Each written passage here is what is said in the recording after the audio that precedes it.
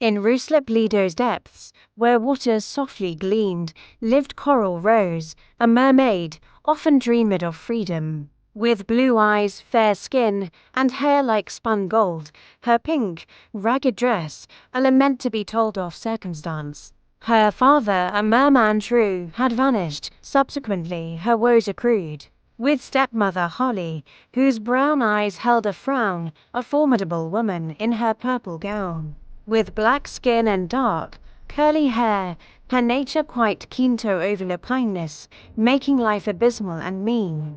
Her stepsisters, Daisy and Poppy, with black skin too, and dark curled hair, much like their mother's hue.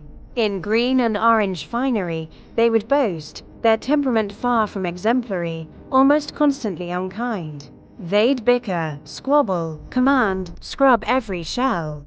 Their lackluster days, unfortunately, bland. A grand Lido gala was announced, for all to attend, the prince seeks a bride. His proclamation did extend, but Holly, with an atrocious sneer, did decree, "Not you, Coral. Your presence is banned, you see." Inconsolable, Coral wept by the tall, green reeds, when a sea fairy appeared, sowing hopeful seeds. "My dear, your heart is pure, a consistent, shining light. Tonight your true beauty shall grace the Lido night." With a flick of her wand, Coral's fins gleamed bright, scales turning ruby red, sparkling in the moonlight. Her hair swirled like kelp, adorned with pearls of white. She twirled in the currents, a truly dazzling sight.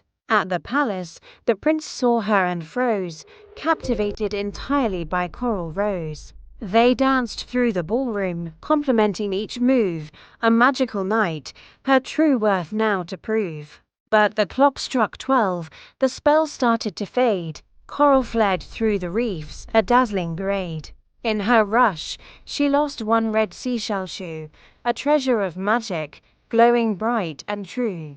The prince searched the Lido, both near and far, asking each mermaid, "Whose foot fits this star?"